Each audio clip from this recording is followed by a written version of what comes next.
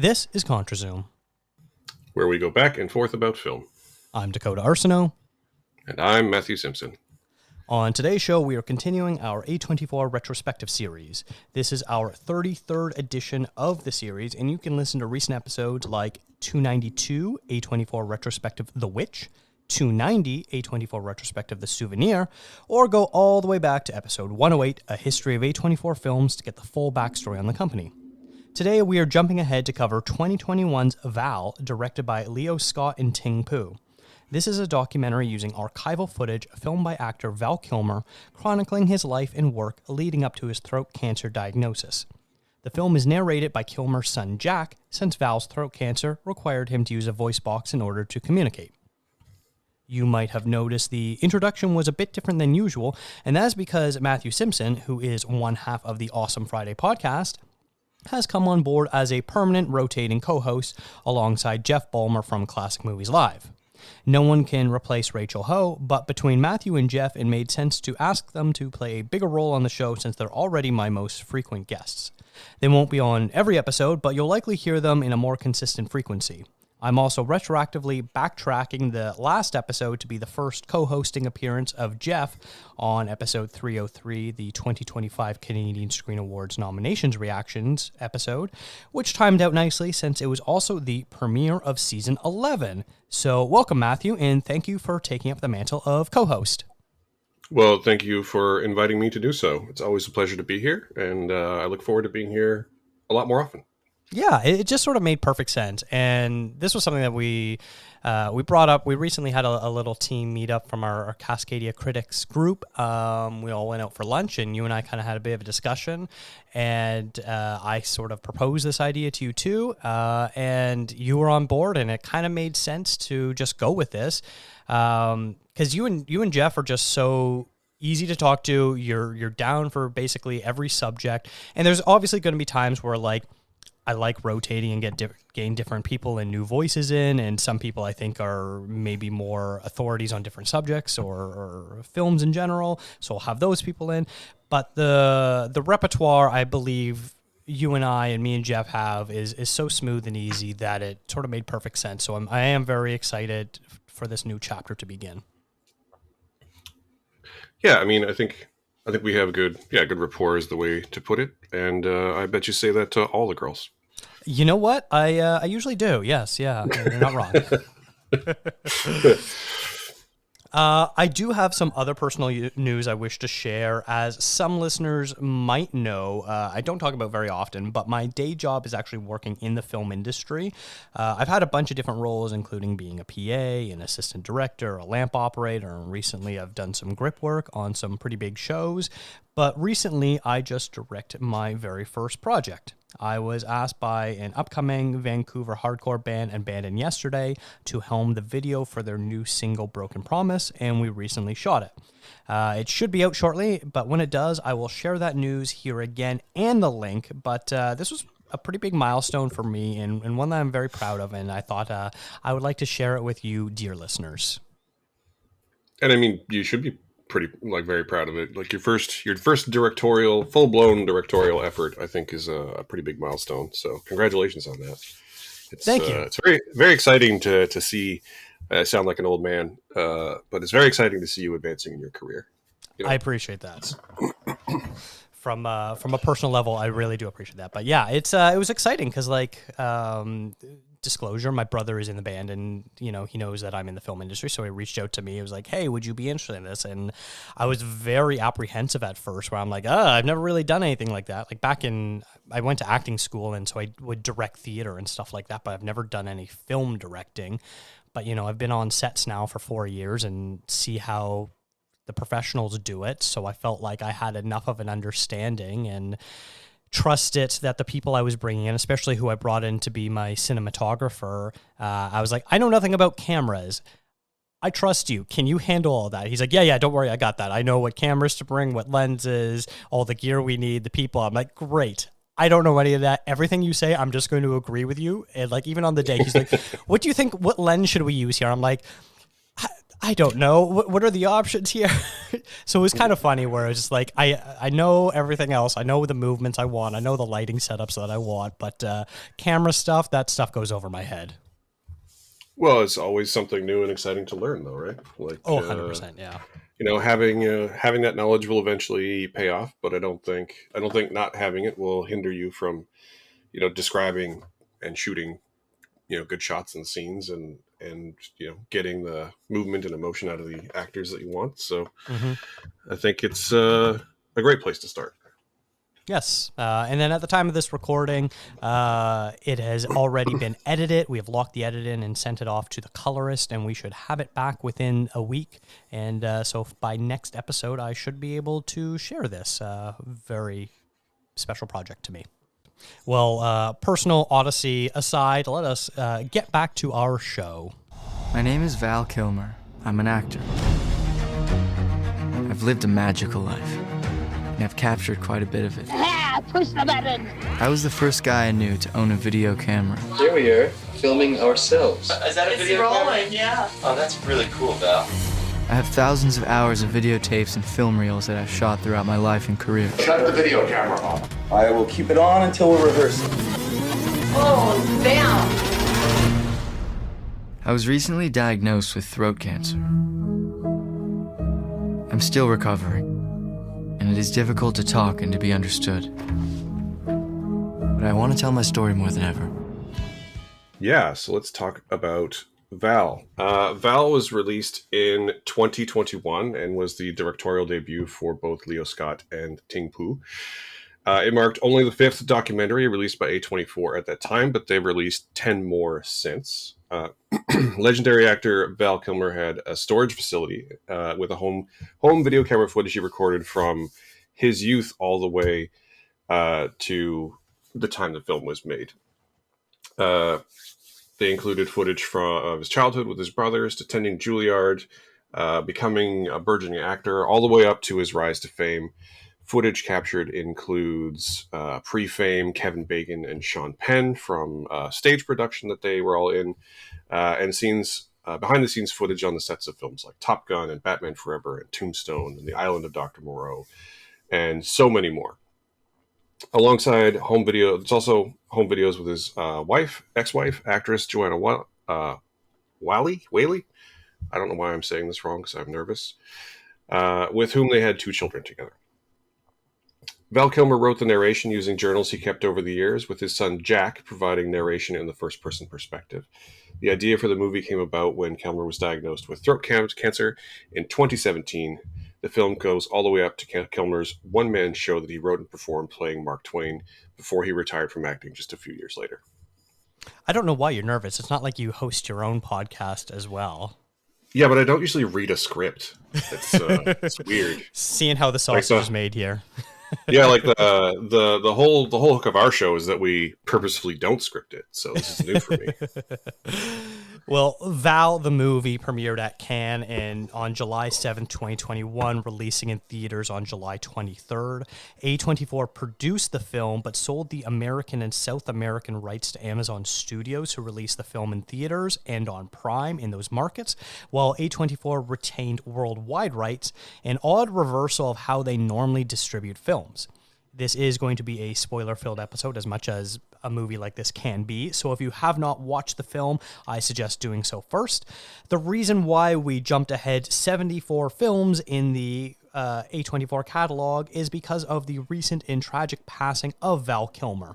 He sadly died on April 1st, 2025, due to complications of pneumonia after his cancer had been in remission.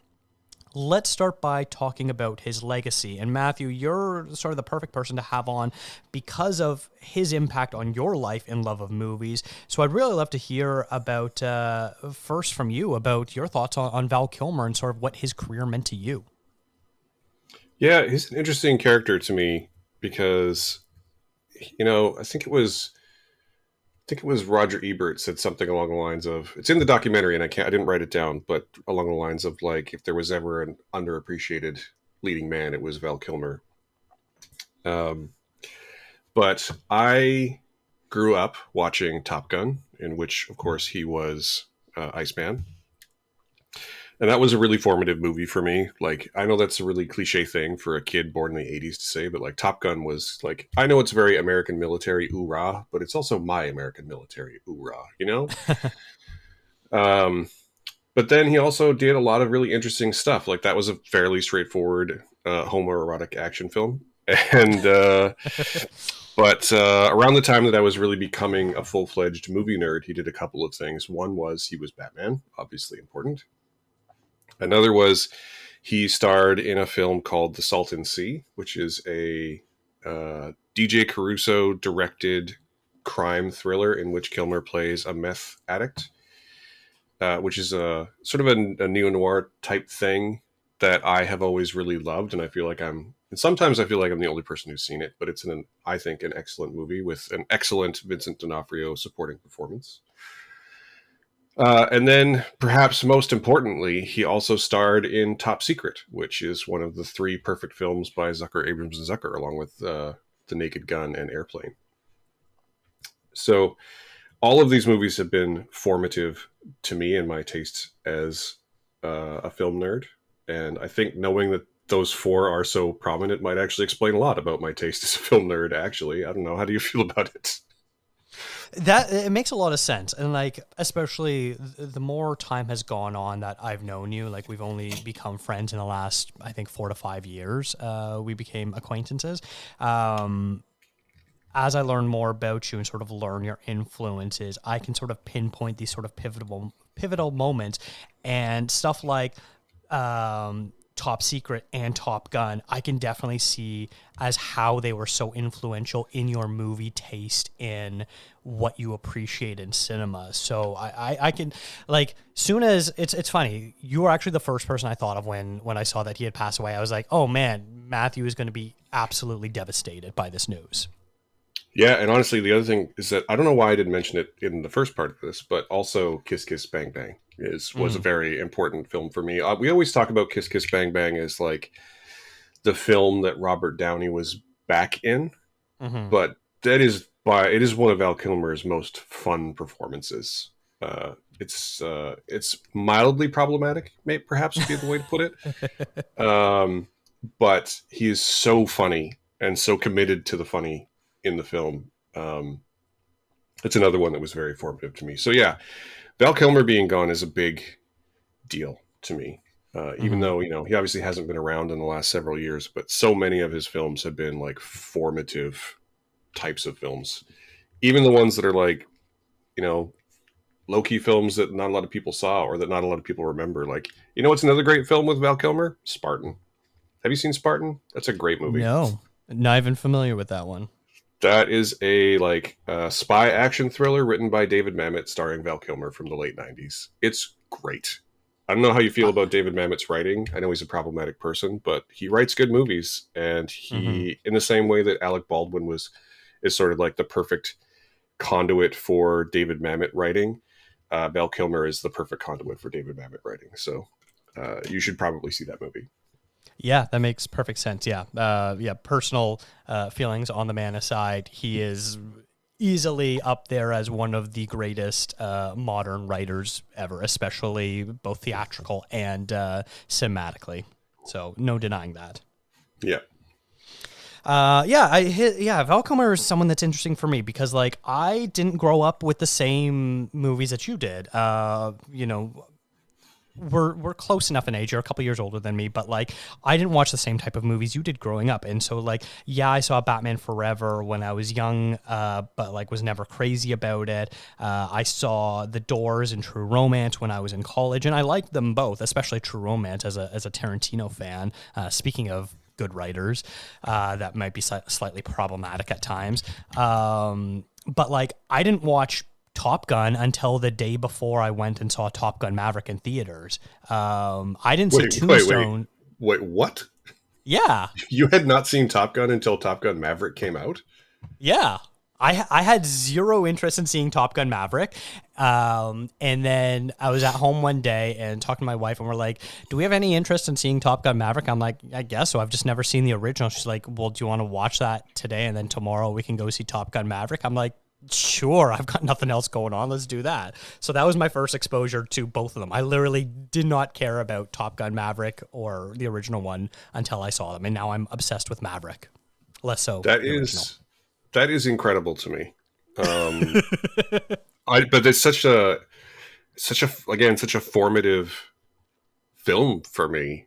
It's incredible to me that you hadn't seen it until recently, and it's also like maybe, along with like Rocky 3, or is it Rocky 4? Rocky 4 is the one where he goes to the USSR, right?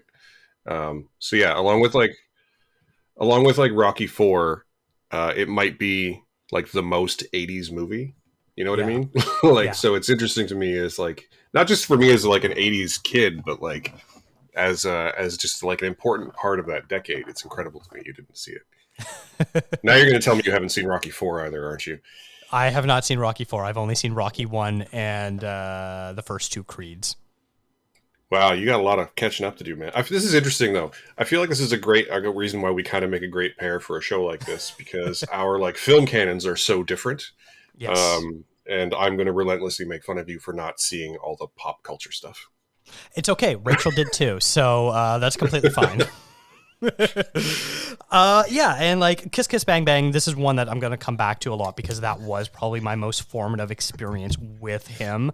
And yeah, so like a lot of these movies I've sort of been filling in my gaps in recent years. I only watched Top Secret for the first time earlier this week. And so like, yeah, I just do not have the same attachment to him as you and other people like you have, which is so fascinating. Like obviously Heat is the big one. We haven't mentioned Heat yet. And We'll you get know, there. it's we will. And like it's tough where, you know, you're going up against Pacino and De Niro, but he holds his own there, even if, you know, he's still having to go up against Pacino and De Niro, which is not fair.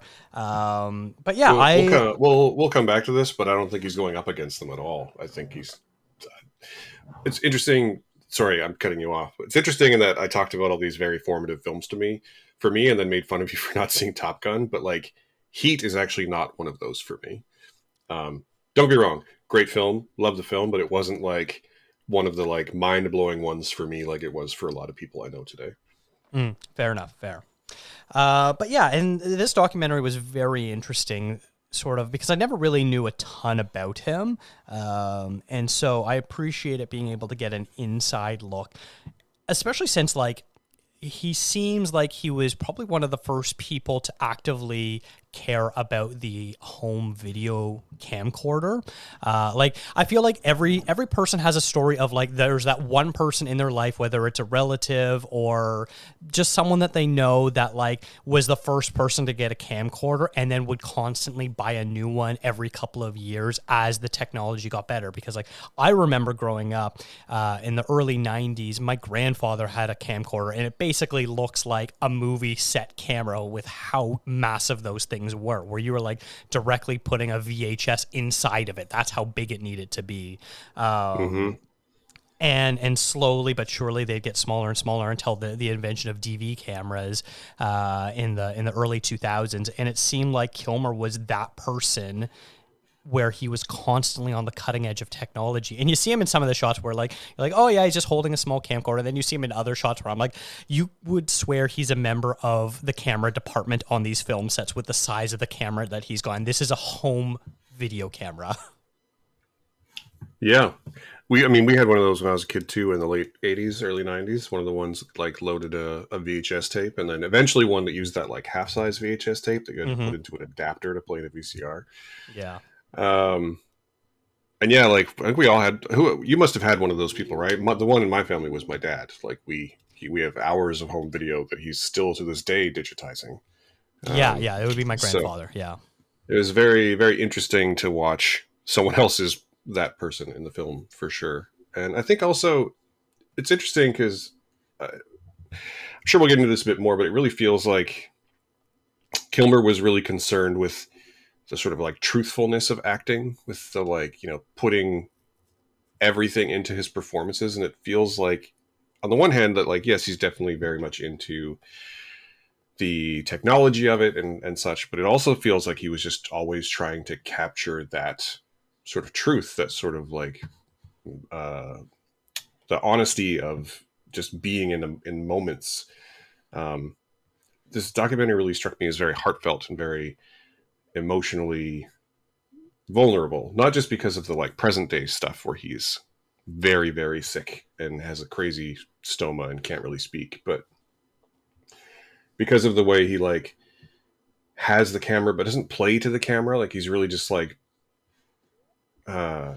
trying to capture these moments of truth so he can like inform his art, and so his art can inform his life. It's very, very interesting and heartfelt to me. It's almost fascinating that like he never became a documentarian. Like I am shocked.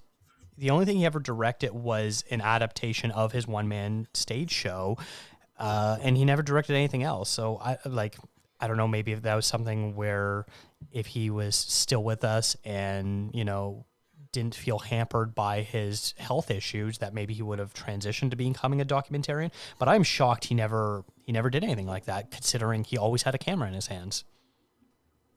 Yeah, I guess, like I say, I think it's more. I think he's just trying to like capture moments, right? Like, I'm not sure that that's what he really wanted. Like, it really felt to me that he was more trying to like capture something for his performance, capture something for his life. It felt more personal to me than just wanting to tell stories, if that makes sense. Yeah, that makes sense. It felt like he really wanted to like have something so his, you know, if nothing else, so like his kids could see like an unvarnished portrait of him. Like it really feels like he was, you know, he famously had a difficult reputation in the 90s, especially.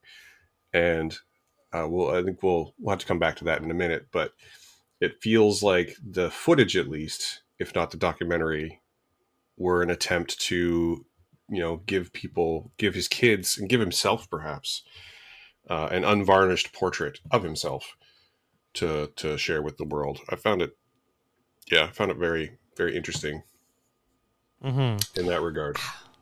How, you know, setting aside your personal admiration of his body of work, how did you find the documentary? Because for me, I really loved most of it, and then I sort of found the final act, it felt like they lost the plot a little bit, especially as they were focusing on the Mark Twain stuff that he was doing. Like I really liked every time they would flash back to sort of present day and him sort of dealing with his health issues and trying to make sure that he was a present parent, because I don't know how present of a parent he was. That wasn't really acknowledged one way or another by either his ex-wife or his children.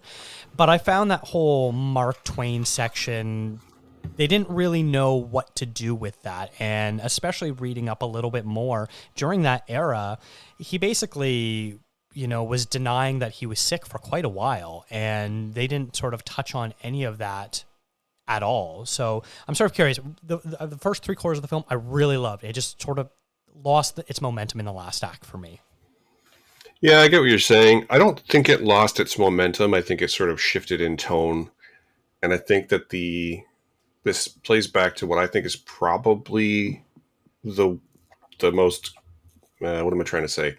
It's probably the thing about the film that I'm the most critical, which is that it does feel, although it feels very personal and very honest and very vulnerable at times, it also only goes so deep.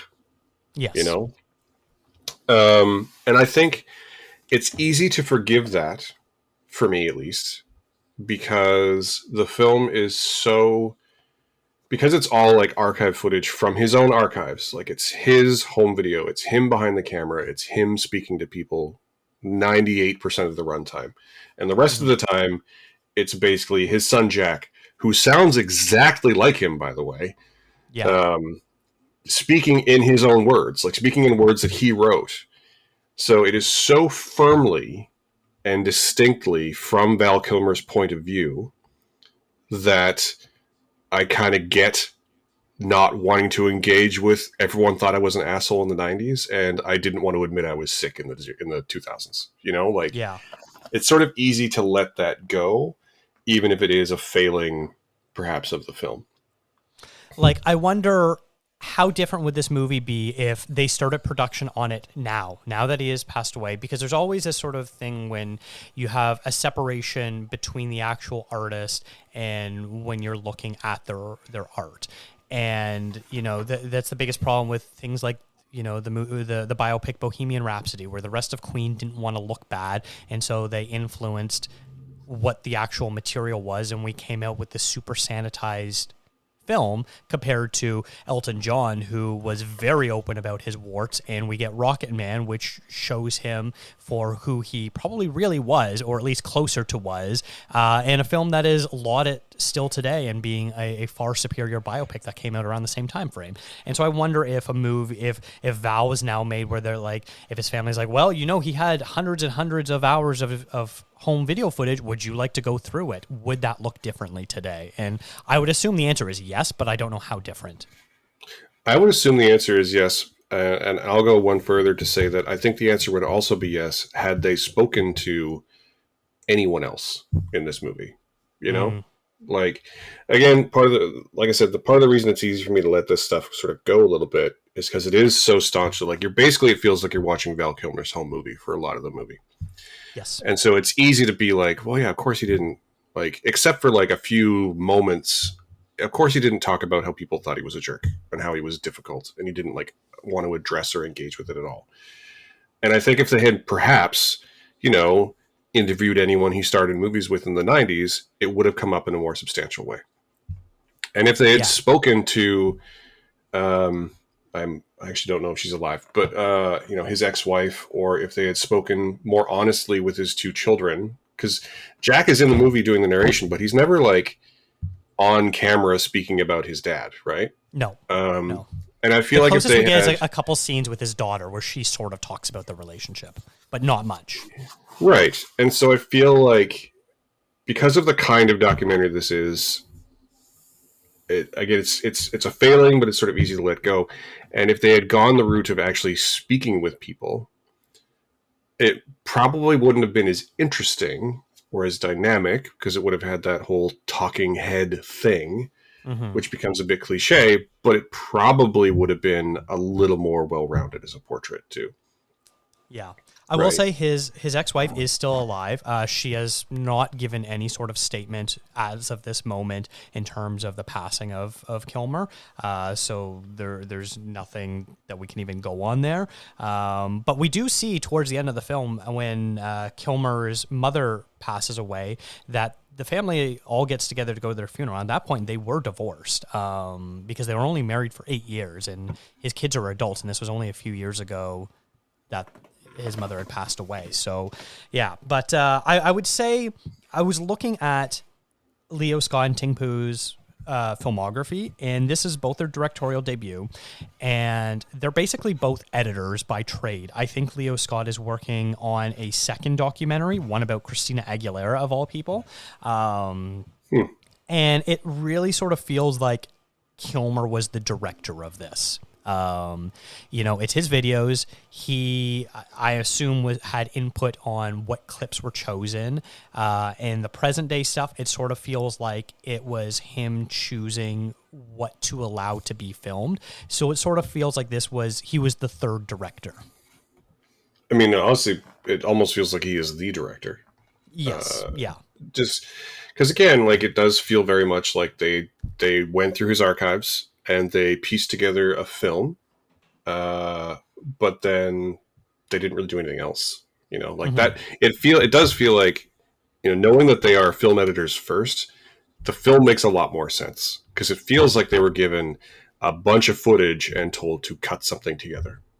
And I don't think that that's invalid or wrong in any way, but it does sort of make sense as to why it doesn't feel quite so documentary. You know. Yes. It doesn't feel very investigative, in the way where maybe it would be less.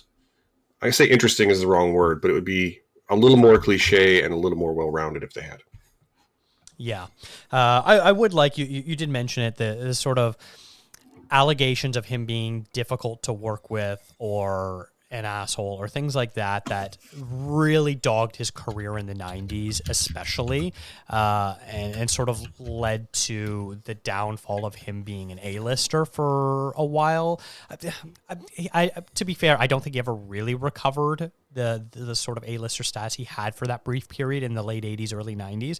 And they definitely acknowledge it. And they show a whole bunch of news clips of, Entertainment Tonight and, things like that, where they're talking about like, oh, reports on set is Val Kilmer is difficult to work with and this sort of stuff. And he clearly acknowledges it and then sort of spins it as, I'm more concerned about the art and, bringing truth to life and things like that, which is all very admirable. And I think they do just enough to acknowledge it, but he really doesn't, address the allegations head on or sort of give any sort of mea culpa to it of like, yeah, you know what? I probably could have been a bit of a nicer person to my co-stars or not so antagonistic towards my directors. And we do get this one great, fascinating scene that I thought was probably one of the most fascinating scenes of the whole movie. And that's on the set of The Island of Dr. Moreau. And this movie is famously plagued with a lot of shit that went down. Like, they fired the director days into filming. Marlon Brando was probably at his absolute worst in terms of, personality wise in his whole life. And we get this scene where Kilmer has the camera, his camera just sort of set down and we can't see anything, but we can hear him and John Frankenheimer, the replacement director, arguing where Frankenheimer's like, can we do a rehearsal? And Kilmer's like, yeah, but you said that you're going to quit on us. And so I'm going to film this because I need to make sure that we capture this on tape. And he's like, okay, but can we do a rehearsal? And he's like, yes, but I need to film this. And Frankenheimer's clearly just absolutely exhausted with dealing with him. Both him and Brando, I imagine, probably more so. And that was sort of the most interesting moment where I'm like, oh, you're showing us a side we have not seen in this movie yet, and we don't see ever again. And that's sort of the closest we get to maybe him acknowledging he was a little difficult at times. Yeah, you're not wrong though. The film definitely spins it as I'm concerned with the art and no one else is. And yes. I feel like that is, I don't disbelieve him that he's concerned with the art. I also don't believe that that's an excuse to be such a raging asshole. And to be fair, I think that anyone, I haven't looked too deeply into this in years, but from my understanding is that I don't think anyone who is alive today who was involved in the film would tell you that it was a good shoot for anyone. Mm-hmm. Kilmer apparently did this movie pretty specifically to work with Brando, and Brando apparently would just hide out in his trailer for hours and days at a time and not speak to anyone and make ridiculous demands. And there was antipathy between him and Frankenheimer, who came on as a replacement. And David Thewlis apparently rewrote much of his own dialogue. This is not a film that went well. Yeah. And I think that there's definitely, we've all been in situations where things are going well and we all become a little bit of an asshole. But the fact is, although this is the most famous example of that for Kilmer, it's also not the only example. Batman was difficult, and a couple other ones in the 90s were difficult. And I do feel like it probably could have gone a little further into that. And I kind of wish that it would feel a little more vulnerable, a little more honest if he had gone a little bit further into why was I such a dick in the 90s? Why is it that it's okay for him to say I was so concerned with the art. And I kind of wish he'd asked, why did I let that get in the way of me being a nice person? Yeah. It's entirely possible we see this with directors, right? Stanley Kubrick, great filmmaker, historically legendary piece of shit. And it's entirely possible to be one of those things without being the other. Mm-hmm. As proven by current working directors like Rian Johnson. I don't know if you've ever watched any behind the scenes footage of Rian Johnson or that documentary, The Director and the Jedi, but he's a wonderful person very quiet, very unassuming, very supportive, and a great filmmaker. And I feel like lots of people could learn a lesson from that. Who are Yeah. Feels like the Jared Leto's of the world get the most press when they shouldn't. Yeah. There's one other moment in the film where I think we sort of get a glimpse into this. It's during his preparation for playing Jim Morrison in The Doors, and he talks about how it was not long after he married Joanne, and he seemed to have thrown himself headfirst into this, where this was his entire life. He dressed like Jim Morrison every single day. It seemed like he was only listening to the Doors music. He was talking like Jim all the time. And we get this one clip where he's listening to the Doors music and he's reading something, I'm guessing the script, and you see his wife just have the most exasperated look on her face, where you can't see that she's rolling her eyes at what he's doing, but you can definitely feel it with every fiber of her being. And it's just one moment, like it's such a short clip. And he talks about how he's like, I think I drove her a little bit crazy at this point. And it's like, I think you did too. And so it was really fascinating that like every once in a while, this stuff sort of slips through the cracks into this movie. Yeah. And honestly, that moment you're talking about, I remember it distinctly because in that moment, you can't see her face. You can't see her rolling her eyes, like you said, but like she rolls her eyes so hard, like the frame basically skips. Like it's like it's interesting and difficult. And I sort of, it's hard not to admire that dedication to wanting to like find the truth, but also, letting it get in the way of your relationships is a whole thing. And I do wish it had gone further into that. Mm-hmm. On the flip side, though, I think maybe his cancer diagnosis maybe awakened something in him and sort of appreciating life a bit more, because he really does seem to be able to throw himself into the art that he so clearly wants to create, but do it in a non-asshole way. And maybe it's because he can't really speak that he can't be a prick to people as easily. But he seems to was able to find a community of like fine arts people and the like of that, and also him sort of reconnecting with why people love his movies. And he gives this very interesting narration where he talks about celebrities going to like Comic-Con type of events where they do autograph signings, and he would look down upon them and think that they were just selling their soul and their career was over.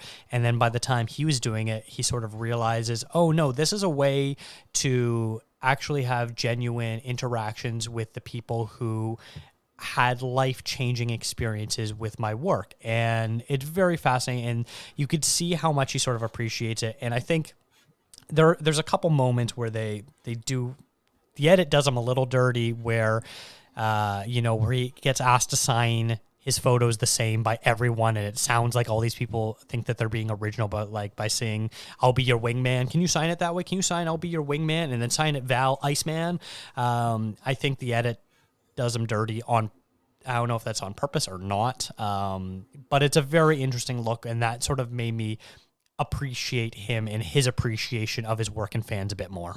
That whole segment was a little bit heartbreaking is not the right word, but also like it's interesting because what you're talking about is interesting, because I think it's a great example of the man containing multitudes, because he was probably an asshole, but also the other thing that the footage really reveals, and especially in this the sections that are in the quote present of the filmmaking, is that he also seems to be sort of like endlessly playful. Like he is very interested in, being silly and being weird, the kind of thing that really only comes through in movies like Top Secret, where he's willing to be very foolish and very, weird and esoteric. And I feel like it feels like he probably was like that in real life as well. So it's a great example of just a person containing those multitudes, Yeah. I really loved when he went to the Tombstone screening, and that he seemed to be at his most happy in, that stage of his life there, where he was meeting people, and, the impact that he had on people when everyone was sort of cheering when he comes up on stage to introduce the film, and they're clearly doing some sort of an interactive screening where they all have some sort of toy gun where when he was on screen, they would fire the gun off. And so you hear all these like, what's that kind of gun called? Like a cap gun, where it sounds like a cap gun, where they're just shooting all the caps off at the same time. And I'm like, oh my God, this seems absolutely incredible for him to be able to experience that. Yeah, absolutely. And, you know, we all become more introspective as we get older and worry about our legacy. And it was interesting, definitely interesting to see that portrayed on film for sure. Is there anything we sort of talked about, like, you know, this movie only really comments from the perspective of Val, and if they started including talking heads, it would be a very different movie altogether. But other than that, is there anything sort of different that you would have liked this movie to either explore or maybe show us differently? No, I think it's honestly probably the best version of what it is, if that sort of makes sense. Like, if you're going to cut together a film about a person from their own home movies, and you want to be a bit deferential, then this is the best version of that. Like, you know, the difficulty with documentary is always like, how do you do it a little bit differently? And I feel like this accomplishes that.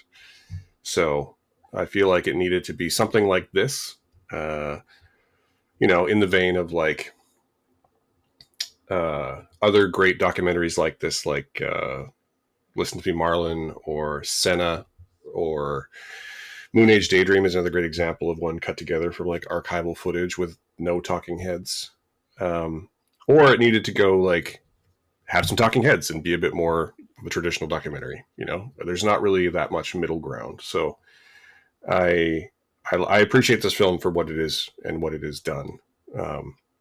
At this point, I think I would rather than trying to speculate on what else it might have done differently, I would just like someone to make a companion piece where they do dive a little bit deeper, where they do talk to his wife, you know, where they talk to his kids, where they talk to his friends. Like, there's a whole section in the film where they're on Top Gun, and he talks about how like he very much considered it was interesting to play enemies effectively, but how he always considered Tom like a great friend, Tom Cruise, a great friend and a great scene partner. And like, so where's Tom Cruise in this movie?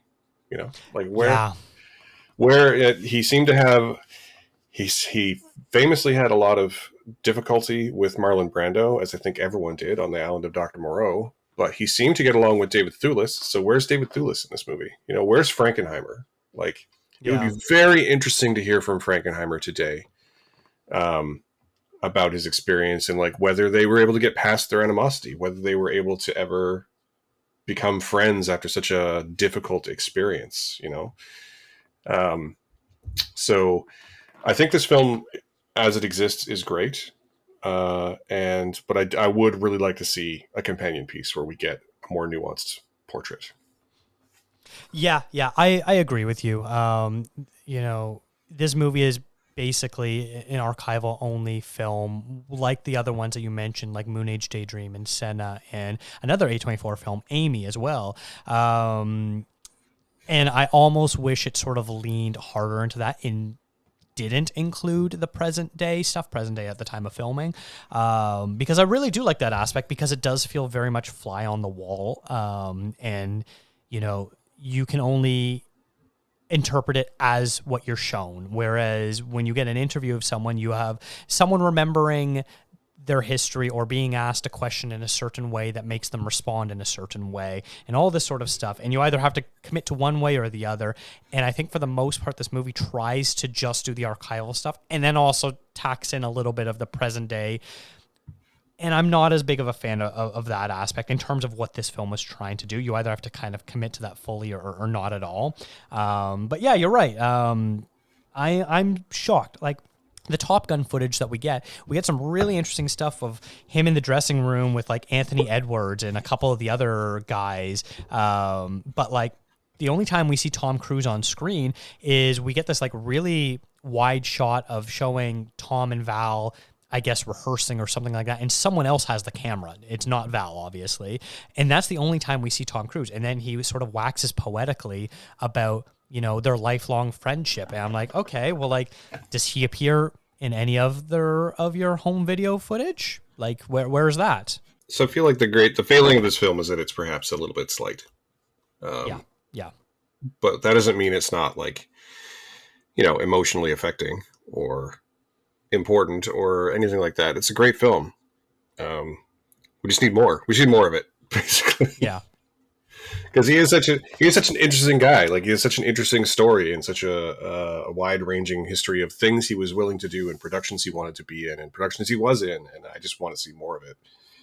So maybe we need Val 2 Electric Boogaloo, where they talk to people and yeah. Yeah, I did tear up a few times. This movie did make me emotional at times, so it was very interesting to sort of learn more about him through his own eyes. Yeah. And, like, I think it's great, too. Like, I mean, I say this with Kiss Kiss Bang Bang and Top Secret being two of, I think, his most famous roles, but, like, I think we don't always remember that he was a really funny guy. And this film does a very good job of painting a portrait of Val Kilmer, the trickster and the jokester. And even just, like, I know you said that the Mark Twain stuff sort of lost momentum for you, but the behind the scenes footage of him, like, doing crowd work as Mark Twain were great. Yes, that was hilarious.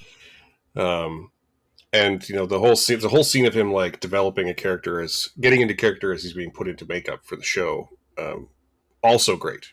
Like, everything didn't so much lose momentum for me as it just felt like a different movie. Like, it felt like maybe there should be a documentary about that stage show, and maybe that's the frame for the documentary. But that's a different timeline. So yeah. I would say my last thing to say on the Mark Twain stuff is that felt like probably the most creatively important work he did, especially at the end of his working career. And it sort of felt like him being like, I need this included because this is important to me.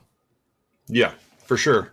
And, it did feel like a different thing than what he had been doing for years before, right? Getting back to, the kind of productions he was in during his time at Juilliard and right after. Like, he did get his start as a stage guy.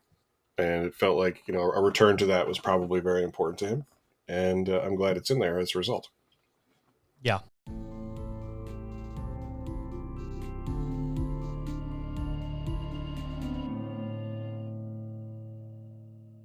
All right, well, let us transition over to our double bill pairing. This is a game we play with every A24 Retrospective episode where we pick a movie to go with the one we just watched, and the only qualification is it could not be another A24 film. So, Matthew, what movie would you make a double bill pairing with Val, and why? I would tell everyone to watch Top Secret, which again is a Zucker, Abrams, and Zucker production from the early 80s. It is one of 3 perfect films that they made, along with Airplane and The Naked Gun. And I think it's really interesting. It would be really interesting, first of all, to watch it with this documentary, seeing, like, the older man that he is at the end of his life and also the younger man that he is at the beginning of his career. But it's also a great opportunity to see just how willing he was to get super weird and super funny, which again is something I feel like we sometimes don't remember about him. And he's great in it. And, and his songs are all bangers as well, because he plays a rock star, and his songs are all ridiculous and they're all great. And it's also just a very funny movie. So, it's early 80s humor. So again, there's going to be some problematic stuff, as there is in everything from prior decades, but it doesn't stop it from being hilarious throughout. Yeah, this was a very interesting one. I had never seen it before and decided to watch it earlier this week. One, because I know you're a huge fan of it, and 2, it sort of feels like this movie has gone a bit of a reappraisal in recent years, where both the Zucker and Val Kilmer have long sort of dismissed this film as one that didn't work, and were constantly baffled when people would be like, oh, this was my favorite movie, I love this movie so much, and they're like, but why? And so that's sort of the lens that I knew it from, of like, it being talked about more in recent years and the people behind the scenes just being like, but why? I don't get why you like this movie. And even Val Kilmer seems pretty dismissive of it at the time that this movie came out, where, you know, Val came out in 2021. Most of the present day stuff was shot pre-COVID. And I feel like this reevaluation has recently sort of taken, at least in my notice, in the last 3 to 5 years. So at this time, Top Secret was still considered a failure by them, the people that made this. So it's very interesting listening to them talk about it and then me watching it, knowing what I know now. I will say, absolutely hilarious movie. You know, I was sort of live texting you my thoughts while I was watching it. And you started just sending me gifs of what you liked from it. So I appreciate all of that. That was a great time. I was a little mixed on Kilmer's performance. I don't know what it was for me, but something didn't quite work, even though I thought the movie overall was easily one of the funniest things I've ever watched. The jokes are just absolutely hilarious. And I didn't realize till after I was looking it up that was him singing, because that was one of my critiques. Was I was like, I don't believe Val Kilmer is the person singing these songs. And then I realized afterwards that he not only sung them, he did a whole album worth of songs. Oh yeah, he says in the documentary at one point that that it's a ridiculous film, but he approached it the same way he approached everything else, which was with everything he had. And I think that comes through. And It's true. It is definitely true that this film has often been thought of as lesser than, especially compared to Airplane and The Naked Gun. However, I think that might just because like Airplane and The Naked Gun were such cultural forces, you know, like they were big deals, and they very much overshadowed Top Secret for a long time. So those of us who have been in the know for a long time, we know. However, I don't know, man. It's just a great movie. I don't know what to say. It's weird Kilmer, and also I think I said this to you when we were texting, but the other thing that's great about it is that it might be, of those three films, it might be the one that is the best at sight gags and like visual humor, which requires a lot of like body language from Kilmer, but also just like, you know, aside from Kilmer being in it, just background throwaway jokes. It has some of the best ones. So it's a hilarious movie that I very much love, and I hope more people watch. Yeah, definitely highly recommend it too now after watching it. But my film is going to be Kiss Kiss Bang Bang, the 2005 film directed by Shane Black. We sort of mentioned it at the top of this show. This was probably my main introduction to Val Kilmer. Like I said, I'd seen Batman Forever and The Doors beforehand, but Kiss Kiss Bang Bang sort of came at the right moment for me. I probably also watched this in college when I was kind of like doing my first big kick into like, oh, let's explore everything that I can. And this was one I was like, holy shit, this movie is absolutely hilarious. I'd never really seen anything like it at that point. This sort of really dark, almost gallows humor at times, look at a private investigator and things like that.